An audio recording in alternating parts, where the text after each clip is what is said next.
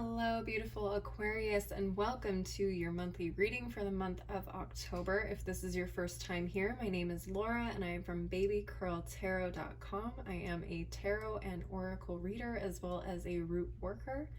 Please keep in mind, Aquariuses, this is a general collective reading, so not all messages will resonate for every single Aquarius out there.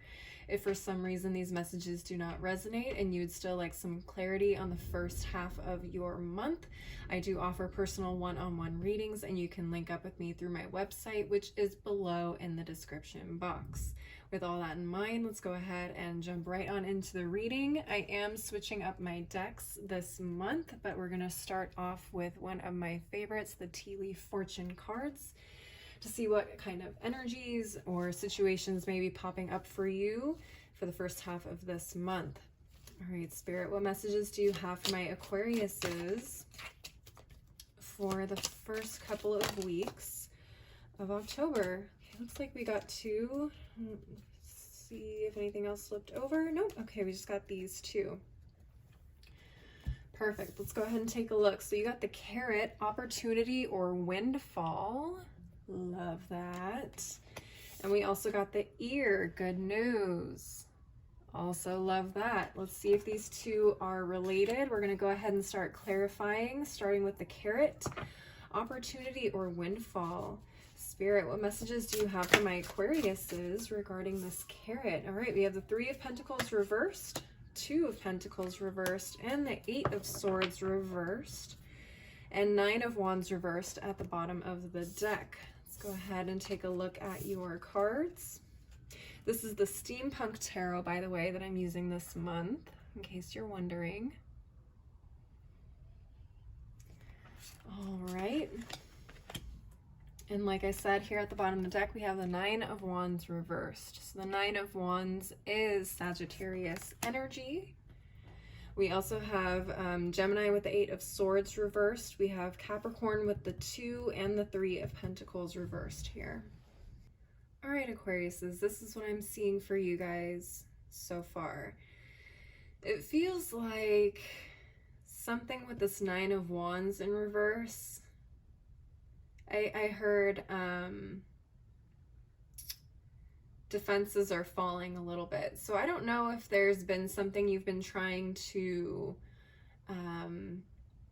either get approved for or get considered for that seemed really like beyond difficult to achieve or get to. It feels like there was just so many obstacles and barriers up around this opportunity for you that it was almost impossible to get to. But I almost see like that defensiveness and that very strong boundary or wall around whatever it is you've been trying to achieve is kind of falling or starting to crumble at the beginning of the month, which will make it a little bit easier for you to kind of maneuver your way closer to getting what it is that you need in terms of this opportunity. Okay. These three cards here are very, very interesting. I don't know if this is work related for some of you, because we do have several, well, we have two Pentacle cards here. This could very well have to do with work. This could have to do with stability, foundations, particularly with the Three of Pentacles here. It feels like your foundations haven't been super strong. I don't know if this is a volatile workplace or if this is just the synergy possibly at home as well in your family life, but it feels like this is a big opportunity to kind of help you turn these things around, especially if you have been experiencing some financial insecurity here, not really sure where to focus your time, your energy, and your money at this time. I know I say that a lot, but that is my go-to phrase, I guess. It makes sense here.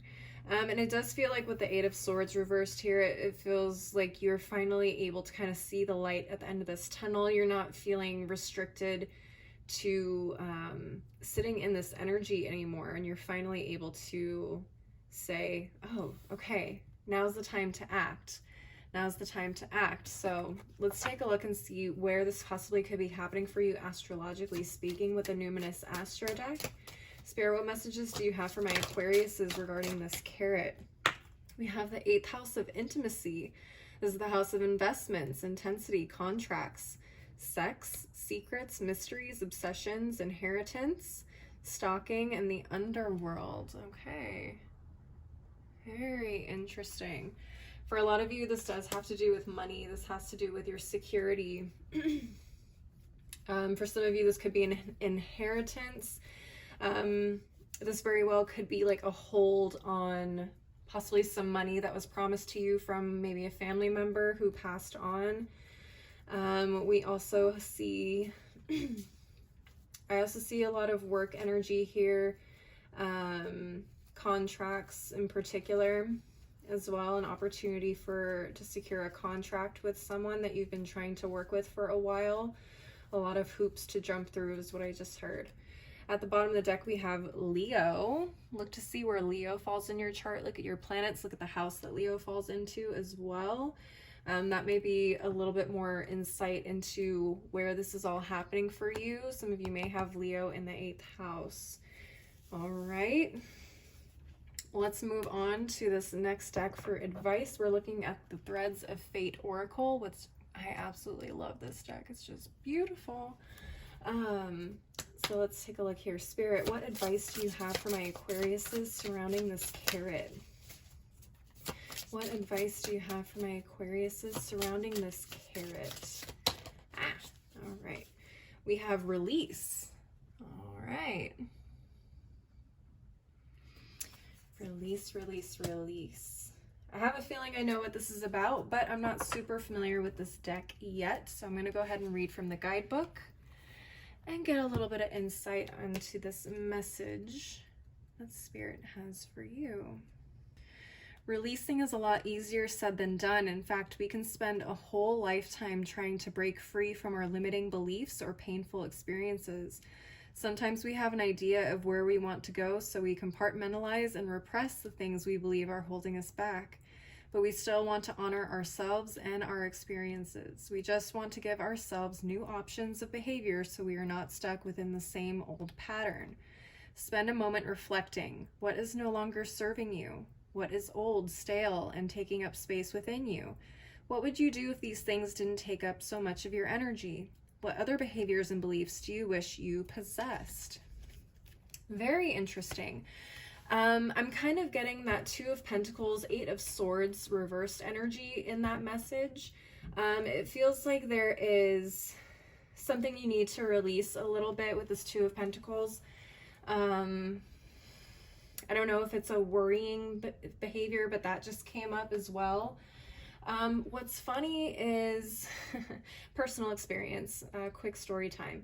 I was going through my followers on Instagram this week, and I went through and looked at who had like 0 posts and was following like 800 people, who hardly was interacting with my content, you know, who looked like it was just like a fake account or like a follower, like a snoop account or whatever. I went through and I deleted some like 20 people from my Instagram follower list just to kind of like clear out the stagnant energy. And I'm telling you, the next day someone shared one of my videos to their account. They have a much bigger following than I do, and just from her sharing that video of mine, I got 20 new plus followers. It's weird, but sometimes when we're manifesting and we're trying to bring in the things that we either want, need, to help us move forward and, you know, be more successful in our lives, sometimes it takes clearing out some of the old stuff, because the universe can't send in new things if you have a bunch of stagnant old energy sitting around. That's why people always say clean your home. You know, stagnant energy likes to sit in our home when we don't dust, clean, vacuum, mop, whatever. So doing that, not just,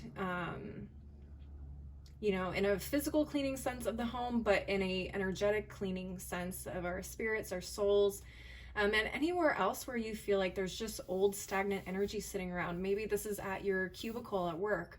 Maybe this is, I don't know, somewhere like in your family. Maybe you need to clear out some old issues sitting around within you and your family, or friendship relationships. whatever's resonating for you, there definitely needs to be something that's released, that's holding you back. Definitely Eight of Swords energy. You need to release that. Need to let go of trying to have both the old and the new at the same time with the Two of Pentacles.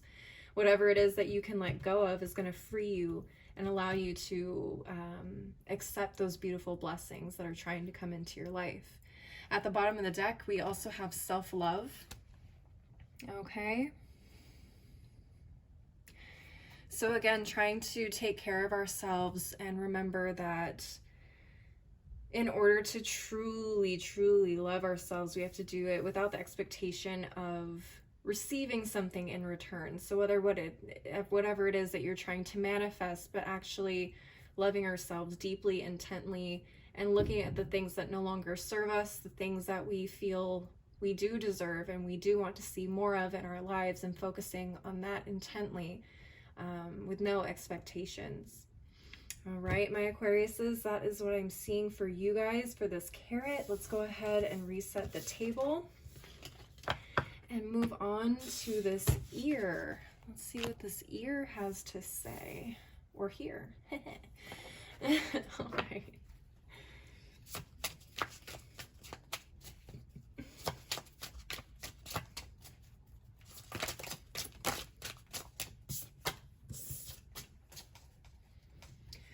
All right, Aquariuses, good news from this ear. Let's see what this is about. Spirit, what messages do you have for my Aquariuses regarding this ear?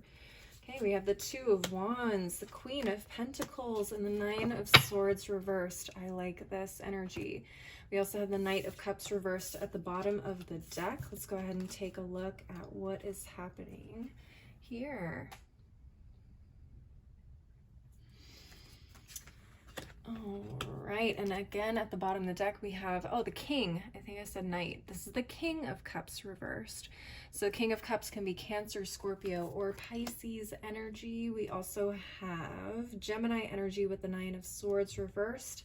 We have Taurus, Virgo, Capricorn with the Queen of Pentacles, and Aries with the Two of Wands. I'm seeing a lot of great planning and getting ready to do something new and exciting with this Two of Wands, and I feel like this is you taking charge of your stability, your security, possibly even your finances in some way, and really standing firm in not only nurturing yourself, but the things that you love in your life, whether that's your family, your home, your diet, your body,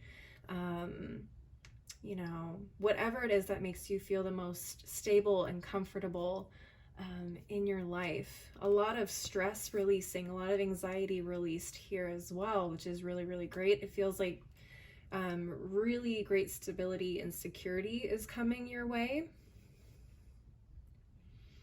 making you feel a little bit more, I don't know if responsible is the word, but definitely secure in what it is that you're now able to achieve moving forward in your life. Really great energy. This King of Cups in reverse is really interesting though. I don't know if this is a water sign somewhere in your life. Usually when a court card is in the reverse, this person is not living to their best and highest self. So I'm a little confused as to why he's in the reverse here for good news. It's a little interesting. Someone might be really mad seeing you get this good news. That's possible. It may drive someone mad. Interesting. Wow, okay. I honestly don't know what to say about this King of Cups. I would say look at any water signs you may have around you at this point in time with this particular situation. Could be really interesting to see how people react once you get this good news. Could be very, very interesting. Beware of manipulation, Aquariuses. Let's take a look at the Numinous Astro deck. Oh, okay, that's way too many.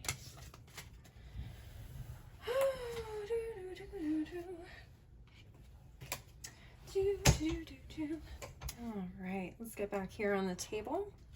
Spirit, what additional messages do you have for my Aquariuses regarding this year? All right. Oh, my favorite card, and I only say that because I can't pronounce this correctly. Okay, so we have the Quincunx. I'm not sure if that's how you pronounce it. If you know how to pronounce it, let me know down in the comments because I've been trying to figure it out for who knows how long. Anywho, this is the aspect of complexity. This aspect irritates, puzzles, mystifies, complicates, contradicts, clashes, misses the mark, requires translation, adjusts, makes curious, educates, and transforms. Huh. I wonder if this is the King of Cups energy. Someone may be trying to come in and complicate this good news for you, trying to make you feel like this isn't the opportunity you think it is.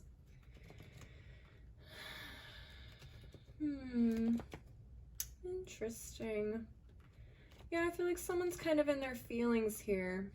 It's because it's not happening to them.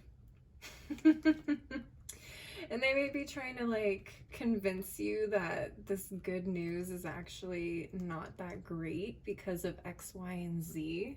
Don't listen to them. I'm sorry.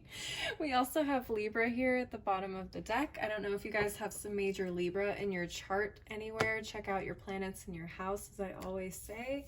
Also look and see if there's any Libras nearby that may be somehow involved in this situation. Let's go ahead and move on to the Threads of Fate Oracle and see what advice we have for this year. Spirit, what advice do you have for my Sagittariuses? Oh my God, my Aquariuses for this year. Let's try that again. For my Aquariuses, what advice do you have? We have release again. Interesting. Okay. Very interesting. I did shuffle these. You guys saw me. Maybe this is releasing, again, fear and anxiety around what it is that you're capable of. Maybe it's this King of Cups energy. Oh, okay. This could be someone's voice in your ear from like way back when. Maybe when you were younger, growing up in your formative years. Maybe you had this King of Cups energy somewhere in your life, or maybe it was a Libra. That always taught you things like this just don't happen, or there's always like some kind of ulterior consequence to getting something good. Does that make sense? I know a lot of people are like, I know a lot of people tend to think, oh, well, when something good happens, something also bad happens right afterwards. That may be an extreme pessimist way of thinking or seeing beautiful things happening in our lives. Try to release that idea, okay? Especially if that was something that was taught to you at a very young age. Try not to allow that idea or outlook to ruin this really beautiful energy that's happening for you guys. That's definitely, that has to be what it is. Oh, and look at this. At the bottom of the deck, we have sacred sexuality. Oh, let's find out about this one. What does this have to say?